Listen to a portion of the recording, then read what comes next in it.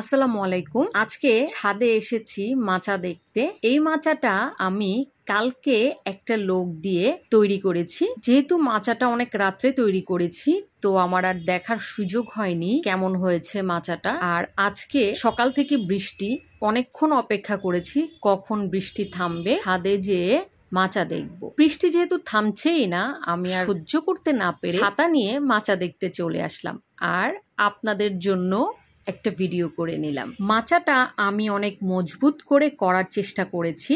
এর কারণ হচ্ছে আমি ছাদের বেশ অনেকটা জায়গা জুড়ে মাচা তৈরি করেছি। পাতলা মাচা বেশি বড় করলে সেটা কিন্তু ভেঙে যাওয়ার সম্ভাবনা থাকে। ছোট ছোট মাচাগুলো সেগুলো কিন্তু বাঁশের চিকন চিকন অংশ দিয়ে তৈরি করা যায়, সেটা কিন্তু খুবই ভালো হয়। আর বড় মাচা একটু শক্ত করে না করলে মাঝখান থেকে কিন্তু ভেঙে যায়। এর জন্য আমি একবারে বড় করে করেছি। যেহেতু আমার মাচাটা অনেক বড়, ক্যামেরাতে কেমন বোঝা যাচ্ছে আমি জানি না, তবে আমার ছাদের বেশ অনেকটা অংশ জুড়ে এই মাচা। আর এত বড় মাচা তৈরি করার একটাই কারণ আমি এক মাচাতে একই সাথে বেশ কয়েক ধরনের সবজি দিয়ে থাকি, তাই মাচাটা আমি বড় রাখি। আর ছাদে আসলে কয়েকটা ছোট ছোট মাচা আমার কাছে আরো বেশি ঝামেলার মনে হয় জায়গাটা বেশি লাগে। আর একসাথে বড় একটা মাচা করে রাখলে একটা সাইডে থাকলে বাকি সবগুলো সাইড আমি ব্যবহার করতে পারি, আর একটা সাইড মাচার জন্য রেখে দিলেই হয়। এটা আমার কাছে সুবিধাজনক লাগে, তাই আমি এভাবেই ব্যবহার করি। এই যে দেখো, আমার ধুন্দুল গাছটা নিচে পড়ে আছে। এটা তো আগের মাচায় ছিল, তো সেই মাচা যেহেতু ভেঙে ফেলেছি, এখন এটা নতুন মাচায় উঠাতে হবে।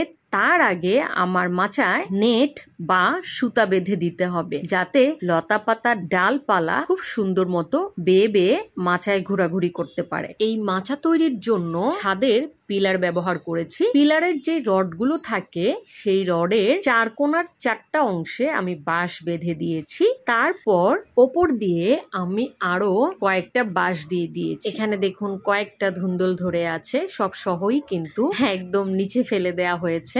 ধুন্দুলগুলো মোটামুটি খাওয়ার উপযুক্ত হয়ে গিয়েছে। একটা খাওয়ার উপযুক্ত হয়েছে, আর দুইটা কিছুদিন পরে হারভেস্ট করতে হবে। এই যে এইখানের এই ধুন্দুলটা খাওয়ার উপযোগী হয়ে গিয়েছে। বৃষ্টিতে গাছগুলো এত সুন্দর লাগছে কি বলবো, পুরোপুরি সব ময়লা ধুয়ে পাতাগুলো একদম সবুজ হয়ে গিয়েছে।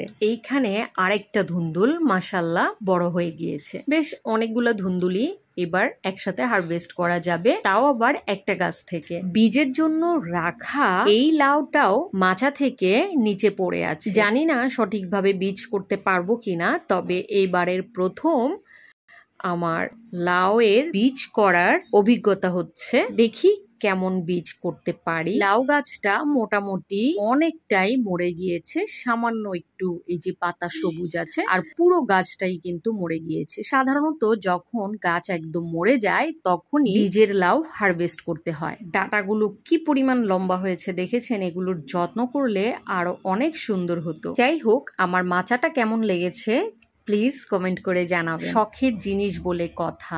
বাগানের সুন্দর সুন্দর ভিডিও দেখতে চাইলে চ্যানেলটা সাবস্ক্রাইব করে দিবেন। আল্লাহ হাফেজ।